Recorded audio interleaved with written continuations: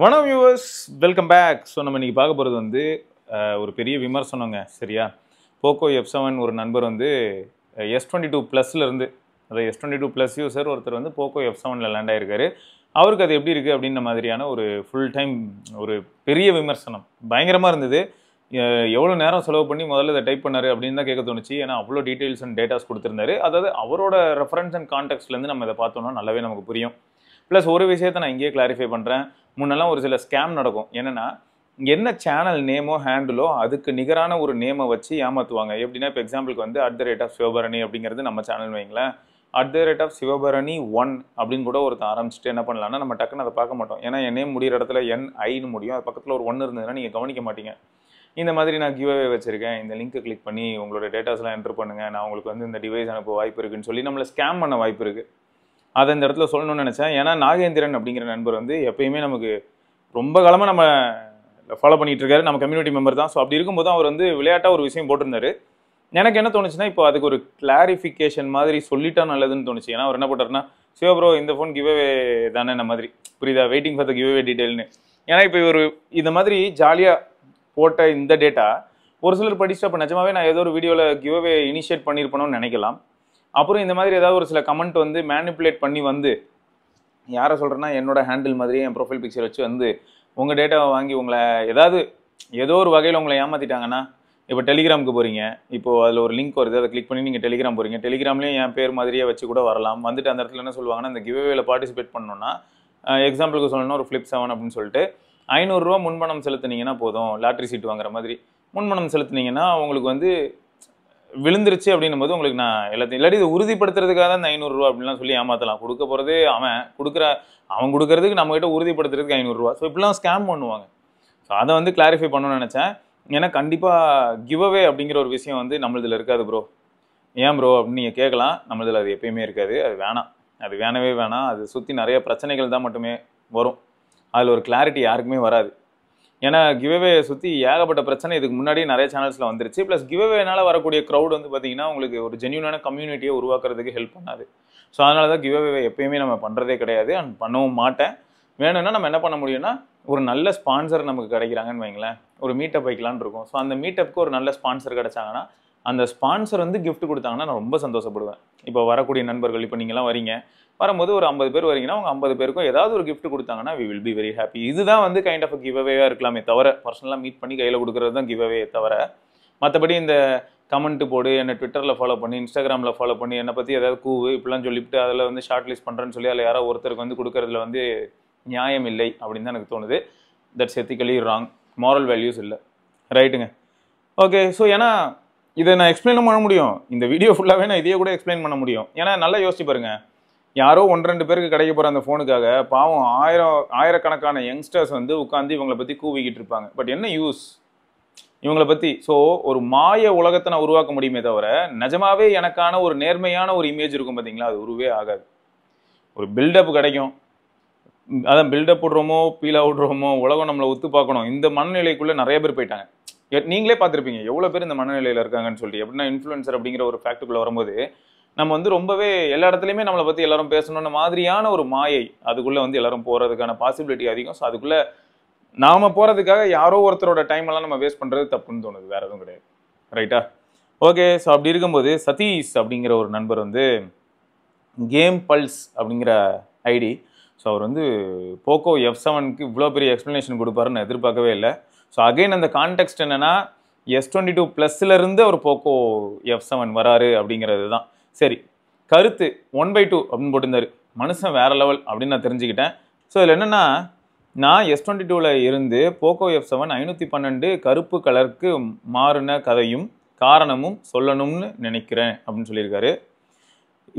2023ல் Samsung S22+ வாங்கினேன், 2 வருஷம் ஆச்சு. இப்போது camera, software, build quality, performance, speed, no lag, அது இதுன்னு இந்த ஃபோன் எனக்கு ரொம்ப பிடிக்கும். இதில் ஹைலைட் பாருங்களேன், S22 சீரீஸ் வந்து கைண்ட் ஆஃப் அன் இண்டக்ஷன் ஸ்டவ்வுங்க. அதுலேயும் S22 அல்ட்ராவே சுடும், ஓரளவுக்கு கூலிங் மெக்கானிசம் இருக்கிற அல்ட்ராவே சுடும். S22+ ஓரளவுக்கு டீசெண்டான டிவைஸ் தான். 22 வந்து நம்ம சொல்லவே வேணாம். இதில் வேற இது இது இந்த மாதிரியான டாபிக்ஸ்லாம் எடுத்து பேசுகிறதா இருந்தால் நான் சொல்லியிருப்பேன். இந்த மாதிரி ஒரு எஃப்எம் ஆர்ஜே மாதிரி உட்காந்து பேசுகிறதா இருந்தால் எனக்கு நிறைய டைமும் கிடைக்குது. அதே சமயம் நான் நிறைய விஷயங்களை எக்ஸ்பிளைனும் பண்ண முடியும். ஏன்னா ஒரு சிலர்லாம் வந்து நம்ம கருத்துக்கள் வந்து நேரத்துக்கு ஏற்ற மாதிரி மாறும்போது அதை அவங்க தப்பாக புரிஞ்சுக்கிறாங்க. இப்போ எக்ஸாம்பிளுக்கு சொல்லணும்னா S22 வந்த புதுசில் நான் அன்பாக்ஸ் பண்ணும்போது நான் ரொம்பவே சூப்பர் எக்ஸைட்டடாகவும் ஃபீல் பண்ணேன். டிவைஸோட டிசைன் லாங்குவேஜ், வெயிட் டிஸ்ட்ரிபியூஷன் இது எல்லாமே சூப்பராக இருக்குது. ப்ளஸ் கேமரா நான் யூஸ் பண்ணுறேன், எல்லாமே வந்து அவுட் ஆஃப் த பாக்ஸ். அதாவது ஃபஸ்ட்டு டைம் வந்து அதில் Android 14 இருந்திருக்கலாம். ஸோ இந்த மாதிரி ஏதோ ஒரு விஷயத்தை நான் அதில் எக்ஸ்பீரியன்ஸ் பண்ணும்போது Android 13, ஸோ அந்த டைமில் எக்ஸ்பீரியன்ஸ் பண்ணும்போது எனக்கு சூப்பராக இருந்தது. நான் அது எக்ஸ்பீரியன்ஸ் பண்ணும்போது S21லேருந்து S22ங்கிற கான்டெக்ட்குள்ளே தான் நான் வர முடியும். இப்போ S22 வந்ததுக்கப்புறம் இப்போ S23 வருதுன்னு வைங்களேன். S22ல வந்து 8 Gen 1 4 இடையில எப்படி பர்ஃபார்ம் பண்ணிச்சுன்னு பார்க்கும்போது S23 இன்னும் கொஞ்சம் பெட்டராக இருக்கிறதுக்கான வாய்ப்பு இருக்குது. என்ன ரீசன் என்னன்னா 8 Gen 2 இன்னும் பெட்டர் SoC. அப்போது இதெல்லாம் சார்ந்து நம்ம ஒரு சில டேட்டா எடுத்து வைக்கும்போது 1.5 வருஷம் கழிச்சு S22 என்ன ஆகுது அப்படின்னு பார்த்தா அது ஒரு பாயிலருங்க, அது யாரும் வாங்காதீங்கன்ற மாதிரியான ஒரு நிலைமை. பட் இதுவே S22 ரிலீஸ் ஆன புதுசில் S22 ஒரே ஆப்ஷன் தான், அதுக்கு வந்து வேற ஆப்ஷன் வேற கிடையாது.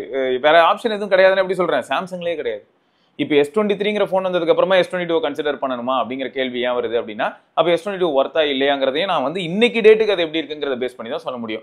அப்போ என்ன ஆயிடுது, 8 Gen 2ஓட 8 Gen 1 வந்து இப்போ கன்சிடர் பண்ணுறதுல அர்த்தம் கிடையாது. அதனால யாரும் ரிஸ்க் எடுக்காதீங்க நம்ம சொல்கிற மாதிரி இருக்கும். இப்போ ஒரு சிலர் முன் வந்து என்ன தெரியுமா சொல்லுவாங்க, இவர் மாற்றி பேசுறாருயா, வந்த புதுசில் அது நல்லா இருந்ததுன்னு தானே சொன்னார், இப்போ என்னடா இப்படி பேசுறாரு. பட் வந்த புதுசுலேயே நம்ம என்ன சொல்லியிருப்போம்னா S22 வந்து கொஞ்சம் மிக்சடு ஃபீல் தான் பேட்டரி லைஃப் ஆஸ்பெக்டில். பர்ஃபார்மன்ஸை கூட சப்ஜெக்டிவான ஒரு ஏரியாக்குள்ளார தான் கொண்டு போய் வைக்கிற மாதிரி இருக்கே தவிர ஆணித்தனமாக நம்மளால சொல்ல முடியாது. இந்த மாதிரி தான் நம்ம வந்து அன்றைக்கே கமெண்ட் பண்ணியிருப்போம். அதுக்கு காரணம் என்னன்னா 8 Gen 1 தான். பட் அப்படியே காலப்போக்கில் என்ன ஆகும்னா நம்ம ஸ்டாண்ட் வந்து மாற ஆரம்பிக்கும். ஏன்னா நமக்கு இன்னும் நிறைய ஆப்ஷன்ஸ் மாறுது. ப்ளஸ் அந்த டிவைஸ்க்கு அப்டேட்ஸ்லாம் வந்ததுக்கப்புறம் அது பெட்டர் ஆகலாம், இல்லாட்டி இன்னும் மோசமாகலாம். இதை பேஸ் பண்ணி நம்மளோட ஸ்டாண்டை நம்ம மாற்றி தாங்க ஆகணும். நான் வந்து டே 1 என்ன பார்த்தனோ அதே தான் நான் வந்து இன்றைக்கும் பிடிச்சிட்டு தொங்குவேன் அப்படின்னா ஏன் டேட்டா தப்பாக தான் போய்கிட்டே இருக்கும்.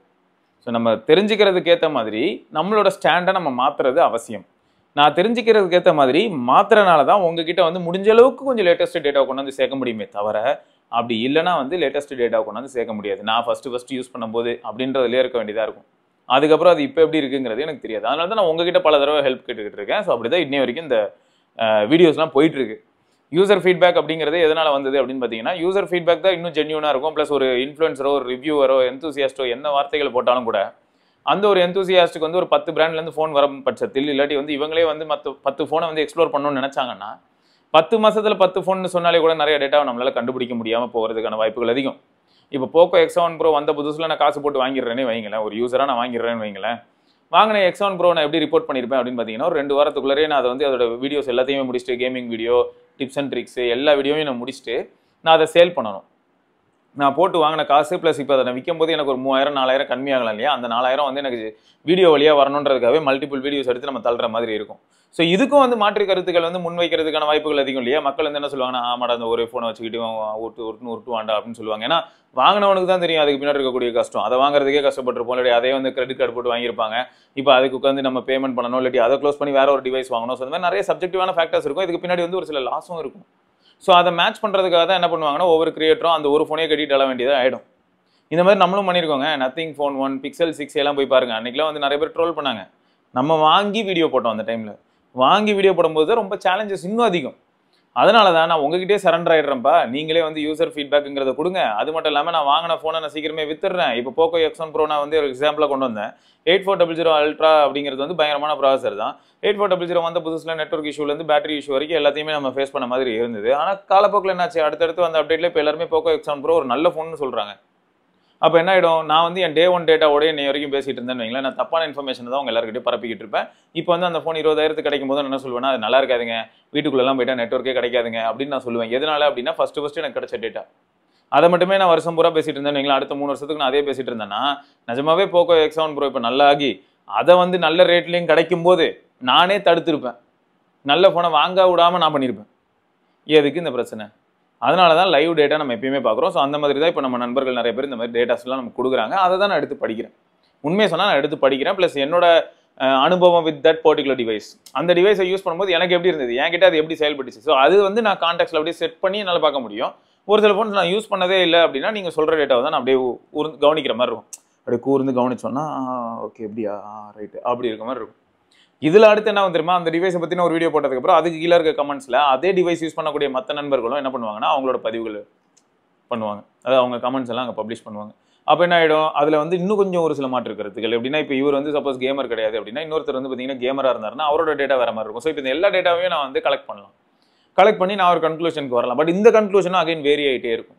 அடுத்த மாதம் ஒரு அப்டேட் வரும். அந்த அப்டேட்டில் என்ன ஆகிடும்னா திரும்ப வந்து பழைய குருடி, கதவை திறடி, ரிவர்ஸ், அந்த கழுதை தெஞ்சு கட்டெரும்பு, இந்த மாதிரி நிறைய சொல்லலாம். இந்த மாதிரி மாறிக்கிட்டே இருக்கும். இதில் வேறு இப்போ ஒரு சில நண்பர்கள்லாம் நம்மகிட்ட என்ன சொல்கிறாங்கன்னா, ப்ரோ இப்போ ஒரு புது டிவைஸ் வருது ப்ரோ, அந்த டிவைஸ்க்கு ஒரு 6 வருஷம் 7 வருஷம் அப்டேட் வந்தால் நல்லா இருக்கும்ல அப்படின்னு சொல்லி கூட கேட்பாங்க.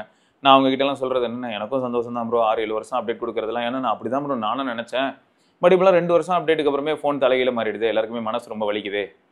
ஏன்னா வந்த புதுசில் வந்து அதோட கேமரா பர்ஃபார்மன்ஸ்லேருந்து ஓவரால் பர்ஃபார்மன்ஸ், பேட்டரி பர்ஃபார்மன்ஸ் எல்லாமே நல்லா இருந்திருக்கு. ஒரு சில ஃபீச்சர்ஸ் வந்து ஆட் ஆகுது, எனக்கு நல்லாவே புரியுது அதுக்கு அடுத்து வரக்கூடிய அப்டேட்ஸில். பட் என்னோட அந்த இன்டராக்ஷன் அப்போ இருக்கக்கூடிய அந்த சாட்டிஸ்ஃபேக்ஷனுங்கிறது போயிடுது. என்னை அது ரொம்ப திருப்திப்படுத்துச்சு, என்னை ரொம்ப சந்தோஷப்படுத்துச்சு. ஸோ அந்த மாதிரியான இன்டராக்ஷன் என்னால் இப்போ பண்ண முடியலையே.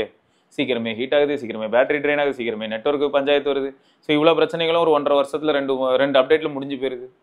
ஸோ அப்போ இந்த மாதிரி எதையும் முடிச்சு விடுற மாதிரியான ஒரு அப்டேட் எனக்கு தேவைதானா? 7 வருஷம் அப்டேட்டில் அந்த ஃபோனையே காலி பண்ணிவிடுவாங்களான்ற ஒரு பயமே வர ஆரம்பிக்குது. இதுக்கு இன்னொரு பிரச்சனை என்னன்னா, நிறைய கான்டெக்ட்ல போலாங்க. 7 வருஷம் அப்டேட் கொடுக்கறது தப்பா அப்படின்னு கேட்டீங்கன்னா, 7 வருஷம் அப்டேட் கொடுக்கறது தப்புன்னு நம்ம சொல்ல முடியாது. 7 வருஷம் அப்டேட்ல நம்ம என்ன டிமாண்ட் பண்றோங்கிறதும் தப்பு அப்படின்னு நான் சொல்லுவேன். எப்படின்னா இப்போ யோசிச்சு பாருங்களேன், ஒரு எஸ்ஓசிக்கு 2 மேஜர் அப்டேட், ஆனால் 7 வருஷத்துக்கு செக்யூரிட்டி பேட்ச். இது எவ்வளோ பேர் வந்து நீங்கள் அக்னாலேஜ் பண்ணுவீங்க? நான் அக்செப்ட் பண்ணிக்கிறேன் ப்ரோ, ஓகே போதும். ஒரு எஸ்ஓசிக்கு 2 வருஷம் மேஜர் அப்டேட், அதுக்கப்புறம் 7 வருஷம், அதாவது மொத்தமாக 7 வருஷத்துக்கு செக்யூரிட்டி பேட்ச். இதை பற்றி நீங்கள் என்ன நினைக்கிறீங்க? ஒரு சிப்பால் கேப்பபிலிட்டி இருந்து இவங்களால ப்ராப்பராக ஆப்டிமைஸ் பண்ண முடியும் பட்சத்தில் அவங்க வந்து அப்டேட்ஸ் கொடுக்குறாங்கன்னா பிரச்சனை இல்லை. பட் எதுவுமே எல்லாமே இவங்க என்ன பண்ணுறாங்கன்னா, அடுத்தடுத்த சிப்புக்காக தான் அவங்க ஒர்க் பண்ணுவாங்க. யாராக இருந்தாலும் அப்படி தானே ப்ரோ, அப்படி தானே இருப்பாங்க. மனுஷனே எடுத்துக்கிட்டீங்கன்னாலும் அப்படி தானே மாறுவாங்க. அடுத்த ப்ராஜெக்ட்டுக்கு ஏற்ற மாதிரி ஒர்க் பண்ணுவீங்களா, இல்லாட்டி பாஸ்ட் ப்ராஜெக்ட்லேயே இன்னும் டச்லேயே இருப்பீங்களா? அந்த மாதிரி ஃபீல் ஆகும். இப்போ மார்க்கெட்டில் யாரை பற்றி பேசினா நமக்கு மவுஸ் கூடன மாதிரி தானே இருக்குது. ஸோ அந்த மாதிரி தான் வந்து பிராண்டுக்கு என்ன லேட்டஸ்ட் ஃபோனை வந்து ரொம்ப பாதுகாப்பாக கவனிச்சுக்கிட்டா மட்டும்தான் மார்க்கெட்டில் வந்து இம்பாக்ட் அந்த ஃபோன் தான் ஏற்படுத்தும். ஏன்னா இன்ஃப்ளூயன்சர்ஸ்லேருந்து எந்தூசியாஸ் வரைக்கும் அதான் யூஸ் பண்ணுவாங்க. அப்போ அது சரி இல்லைனா தான் என்ன ஆகிடும்னா நெகட்டிவ் ஃபீட்பேக் வர ஆரம்பிச்சிடும். ஒரு 2-3 வருஷம் பழைய ஃபோனை யார்கிட்டே இருக்க போகிறதில்ல, அது யூசர் கிட்ட தான் இருக்கும். ஓரமாக வந்து கதறட்டும் அப்படின்னு சொல்லி விட்டுடலாம். ஃபேக்ட் தானே ஆப்டிமைசேஷன் ஆஸ்பெக்டில். அடுத்து என்னன்னா, நிஜமாவே வந்து இவ்வளோ பெரிய லோடு, இவ்வளோ பெரிய கிராஃபிக்கல் ரெண்டரு, அதை வந்து பழைய மாடல்ஸ் டேக்கிள் பண்ணுமா, ஹேண்டில் பண்ணுமா அப்படிங்கிறத பற்றி யோசிக்க வேண்டியதாகும். இந்த இடத்துல 2 குரூப்பாக மாறுவாங்க. ஒரு குரூப் என்ன சொல்லுவாங்கன்னா, இல்லை எனக்கு அதெல்லாம் தெரியாது, எனக்கு latest feature latest graphic elements எல்லாமே வேணும்னு அடம்பிடிப்பாங்க. அதுக்கேற்ற மாதிரி பேட்டரி லைஃப் குறையும், ஆட்டோமேட்டிக்காக ஃபோன் சூடாகும். இதையும் ஏற்றுக்க மாட்டாங்க. இது நீங்களே யோசிச்சு பாருங்களேன். இது எப்படி இருக்குன்னா வந்து 200 வருஷம், சரி வேற ஒரு எடுத்துக்காட்டுக்கு போயிட்டேன், சரி அது வேணாம். இப்போ ஒரு 20 வருஷம் முன்னாடி இருந்த 100cc வண்டியையும் இன்னைக்கு ஓடிட்டு இருக்க 100cc வண்டியையும் நம்ம எல்லா ஆஸ்பெக்ட்லையுமே ஒப்பிட முடியாது இல்லை. இப்போ பவர், டார்க்கு, எல்லா ஆஸ்பெக்ட்லையும் மைலேஜ் எல்லாத்துக்குள்ளேயும் நம்மளால் அதை கொண்டு போக முடியாது இல்லை, மாறுது இல்லை. அதோட எல்லா ஃபேக்டர்ஸுமே அதே மாதிரி தான் இன்னைக்கு வந்து ஃபோன்லேயும் நான் பார்க்குறேன். ஃபோனில் எல்லா இடத்துலையும் மனுஷனுக்கு ஒரே ஆசை தான். அவனுக்கு என்ன ஆனாலும் சரி, எப்போ ஆனாலும் சரி, அவனுக்குன்னு ஒரு சில ஆசைகள் இருக்கும். அது பேராசையாக கூட இருக்கும். அது வந்து அப்படியே நடக்கணுன்ற எய்ம் மட்டும்தான் இருக்கும். அது நடக்கணும்னா நீ ஒரு சில தியாகங்கள் பண்ணணும்னா, நான் தியாகமும் பண்ண மாட்டேன், எனக்கு எல்லாமே வேணும் அப்படிங்கிற ஒரு மென்டாலிட்டிக்குள்ளே தான் வந்து ஹியூமன் ரேஸ் இருக்கும். அதில் எந்த விதமான செகண்ட் தாட்ஸ் எனக்கு இல்லை. இதெல்லாம் ரியலைஸ் பண்ண ஆரம்பிச்சதுக்கப்புறம் நமக்கு என்ன தோணும்னா, போதும், இது போதும், இது போதும், இல்லை இது போதும், இதுவாக நான் போதும். இந்த போதுங்கிற தாட்டு அப்போ தான் வர ஆரம்பிக்கும், இதை ரியலைஸ் பண்ணதுக்கப்புறமா. அதுக்கு முன்னாடி வரைக்கும் நமக்கு எப்படி இருக்கும்னா, இன்னும் அடுத்த லெவல் போனால் எப்படி இருக்கும், அடுத்த லெவல் போனால் எப்படி இருக்கும், அப்படி இருக்கும்.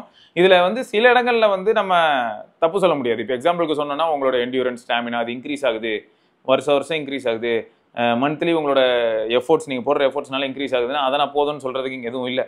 அதுலேயும் ஒரு சிலருக்கு என்ன தோணலாம்னா, என்னோட ஒர்க்குக்கும் என்னோட நேச்சர் ஆஃப் லைஃபுக்கும் என்னோட வேலைகளுக்கும் இதுவே போதும், அதை வீட்டில் இருக்கக்கூடிய வேலைகளுக்கும் எனக்கு இந்த அளவுக்கு ஒரு ஹெல்த்து, இந்த அளவுக்கு நான் ஆக்டிவாக இருந்தேன்னா போதும் அப்படின்னு நினைக்கிறதுக்கான வாய்ப்புகளும் இருக்குது. பட் அதை தவிர இதனால ஏதாவது பாதிப்பு வருமா அப்படின்னா, எல்லாத்துலேயுமே அளவுக்கு மிஞ்சி போகும்போது பிரச்சனை வரதான் செய்யுது.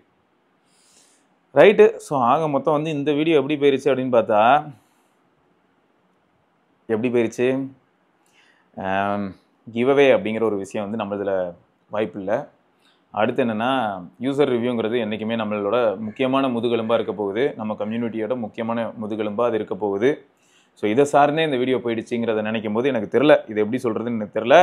மன்னிச்சுக்கோங்க சதீஷ் ப்ரோ, கேம் பல்ஸ், மன்னிச்சுக்கோங்க. ஸோ இந்த டேட்டாவை தான் எடுத்து படிக்கணும்னு நினச்சேன். ஸோ ஆக மொத்தம் மக்களே, இந்த டேட்டாவை எடுத்து இப்போ அடுத்த ஒரு வீடியோ உங்களுக்கு வருது. நான் முடிஞ்ச அளவுக்கு என்ன பண்ணுறேன்னா, நீங்கள் ஷார்ட்டாக கேட்டிங்க இல்லையா, கொஞ்சம் ஷார்ட்டாக வீடியோஸ், ஸோ முடிஞ்ச அளவுக்கு நான் ஷார்ட்டாகவும் ஒரு சில வீடியோஸ் பதிவு பண்ணுறேன். எக்ஸாம்பிளுக்கு சொன்னால் ஒரு 10-12 நிமிஷம் மாதிரியான வீடியோஸ், நம்மளுக்குலாம் அதுதான் ஷார்ட். அந்த லட்சணத்தில் இருக்குது. பேசுனா சும்மா பேசிக்கிட்டே இருக்காண்டா இவன் மாதிரி தான் இருக்கும். தப்பாக எடுத்துக்காதீங்க, பழகிருச்சு. சில மனக்குமுறல்கள் அதுதான்.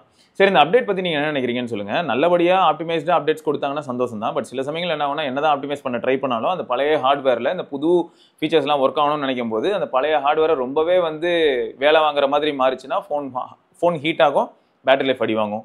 ஸோ அப்போ ஆட்டோமேட்டிக்காக என்ன பண்ணுவாங்கன்னா, அந்த அடிஷ்னல் ஃபீச்சர்ஸ் எல்லாத்தையுமே, ஃபீச்சர்ஸ்னால் கிராஃபிக்கல் எலிமெண்ட்ஸு, இந்த மாதிரியான அனிமேஷன்ஸ் இதெல்லாம் கட் பண்ணால் அந்த பழைய ப்ராசருக்கு புது ஒரு சில உருப்படியான ஏஐ கேப்பபிலிட்டிஸோ ஆப் லெவலில், இப்போ ChatGPT அப்படிங்கிறதும் ஏஐ தான். பட் அது வந்து எல்லாமே நம்ம சோல்லி டிபெண்ட் ஆன் நம்ம ஃபோனில் இருக்கிற CPU, GPU அண்ட் ரேம்னு பார்த்தீங்கன்னா இல்லை, அது தனியாக ஆப், அது சர்வரில் ரன் ஆக போகுது. ஸோ அப்படி இருக்கும்போது எஸ்கேப். பட் நீங்கள் இன்டர்னலாக ஒரு சில ஏஐ ஃபீச்சர்ஸ் ரன் பண்ணும்போது உங்கள் கையில் இருக்கக்கூடிய ஹார்ட்வேரோட பொட்டன்ஷியல் வந்து முக்கியங்கிறதையும் ஞாபகம் வச்சுக்கோங்க. ஸோ அதுக்கேற்ற மாதிரி அப்டேட்ஸ் வரும்போது என்ன ஆகும்னா, நீங்கள் லேட்டஸ்ட் ஃபீச்சர்ஸ் எல்லாமே ஹார்ட்வேர் லெவலில் ரெண்டர் ஆகிறதுக்கு என் டிவைஸ்க்கு வேணும் அப்படின்னு சொல்லி ஒரு 3 வருஷம் பழைய டிவைஸில் கேட்டிங்கன்னா தோய்வு நிலையை தழுவும். அதை தெரிஞ்சுக்கோங்க. மற்றபடி வேறு எதுவுமே இல்லை. நான் திரும்பியும் சொல்கிறேன், எந்த பிராண்டுக்காக சப்போர்ட் பண்ணியோ அந்த மாதிரிலாம் நான் எதுவும் பேசலை, சரியா? எந்த பிராண்டாக இருந்தாலும் சரி, அவங்க ஏதாவது ஒரு சில விஷயங்களை டெலிவர் பண்ணாங்கன்னா நமக்கு யூஸபுளாக இருக்கக்கூடிய இந்த ஃபோன் டே 1 நல்லா இருக்குது, 1 மாதம் கழிச்சு நல்லா இருக்குது, 6 மாதம் கழிச்சு நல்லா இருக்குது, 1.5 வருஷம் கழிச்சும் அது நல்லா இருக்கணும், 3 வருஷம் கழிச்சும் நல்லா இருக்கணும். பிராண்டோட அப்டேட்லேயே, கஸ்டமரை பற்றி நான் பேசலை, பிராண்டோட அப்டேட்லேயே அந்த ஃபோன் வந்து கடைசி வரைக்கும் 6-7 வருஷம் கழிச்சும் நல்லா இருந்ததுன்னா சந்தோஷம். பட் இன்னைக்கு நிலைமைக்கு நீங்கள் கேட்கலாம், உடனே அப்புறம் 10 வருஷம் முன்னாடி வாங்கின ஃபோன்லாம் 6 வருஷம் யூஸ் பண்ணாலும் எனக்கு அவ்வளோ பிரச்சனை வரல. ஆனால் அன்னைக்கு வந்து சாஃப்ட்வேர் அந்த லெவலில் இருந்தது.